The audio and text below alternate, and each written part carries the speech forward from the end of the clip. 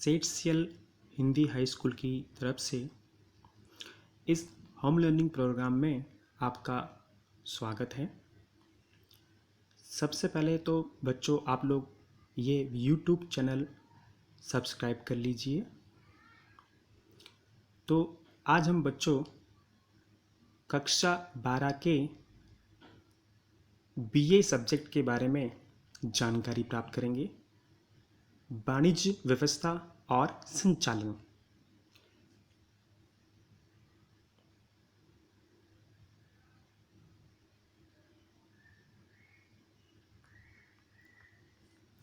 जैसा कि बच्चों हम लोगों ने पिछले लेक्चर में चैप्टर नंबर 2 संचालन के सिद्धांत स्टार्ट कर दिया था, ठीक है। तो आगे बढ़ते हुए हम लोग एक बार संचालन के अर्थ के बारे में फिर से चर्चा कर लेंगे। संचालन अर्थात अन्य व्यक्तियों से काम लेने की कला। फिर संचालन के सिद्धांत जो हमारे चैप्टर का नाम है उसके बारे में जानकारी लेंगे, यानी कि संचालन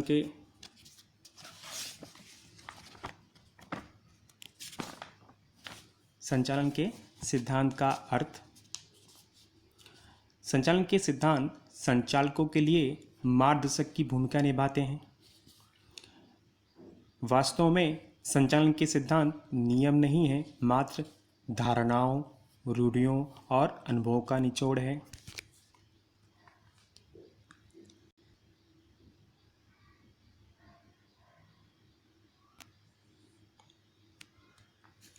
तो आज हमारा जो नेक्स्ट टॉपिक है वो है संचालन के सिद्धांत का महत्व। संचालन के सिद्धांत जो है वो मानव व्यवहार को दूरदृष्टि प्रदान करता है। संचालन के सिद्धांत के मार्गदर्शन के जरिए किसी भी व्यवसाय इकाई का जो लक्ष्य प्राप्ति का जो ध्येय होता है वो सरल आसान बन जाता है। और एक प्रकार से हम लोग कहें तो संचालन के सिद्धांत किसी भी इकाई के लिए चाबी स्वरूप भूमिका निभाते हैं।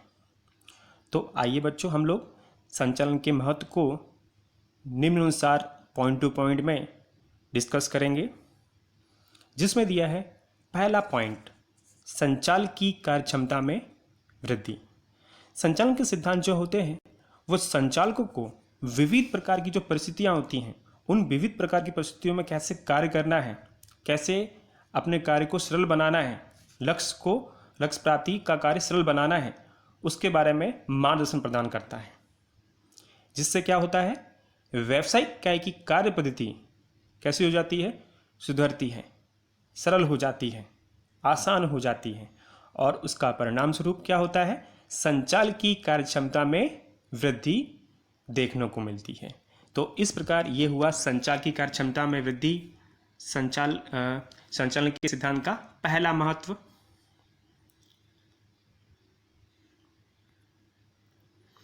अब हम दूसरे महत्व में जाते हैं, जिसमें दिया है दूसरे महत्व का नाम साधनों का महत्तम उपयोग और प्रभावशाली प्रबंधन।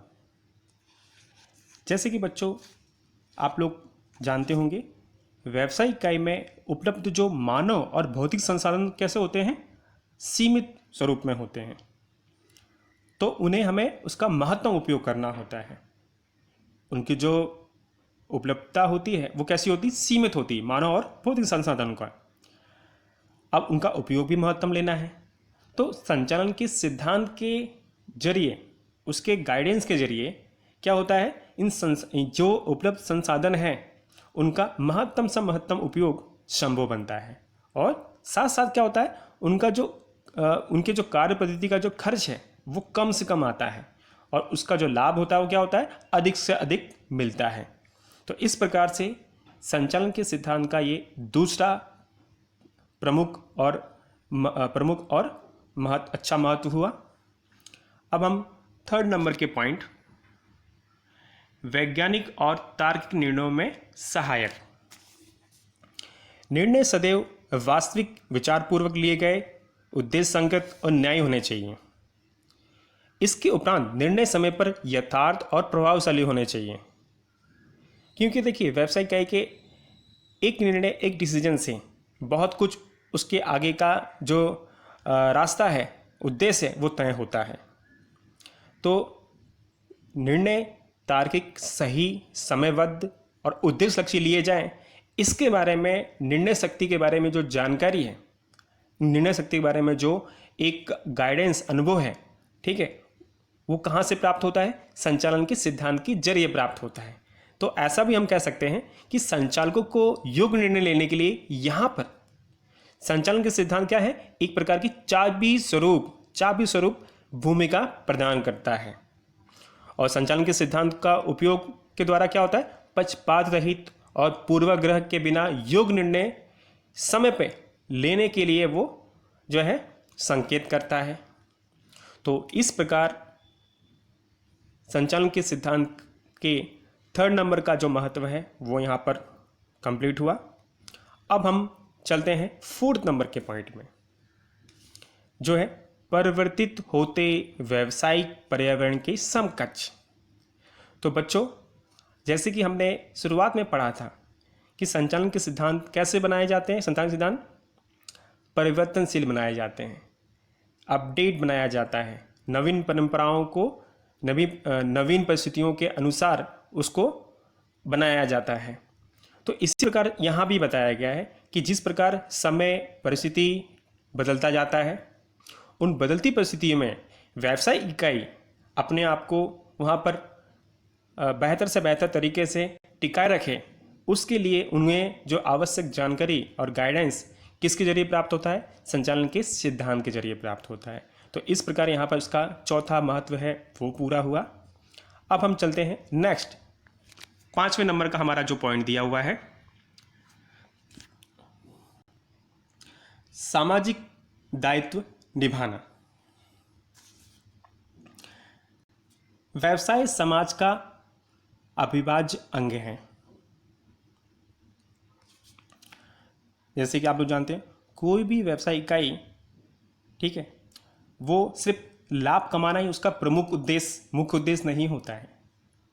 उसका जो उद्देश्य होता है वो सामाजिक दायित्व पर निर्भर करता है। यानी सामाजिक दायित्व को पहले उसको महत्व देना होता है, क्योंकि अगर समाज है, समाज की जिम्मेदारियां हैं, तब जाके व्यवसाय इकाई है। तो ऐसे में समाज का विकास और उन्नति, ये व्यवसाय इकाई के लिए क्या हो जाता है? एक उद्देश्य बन जाता है।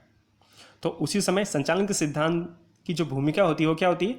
इन सभी को, इन दायित्वों को कैसे निभाना है, वहाँ पर प्रभावशाली अमल द्वारा उन व्यवसाय इकाई को कार्य को, सामाजिक दायित्व को कैसे निभाना है, वो लक्ष्य को क्या कर देता है? संचालन का सिद्धांत सरल बना देता है।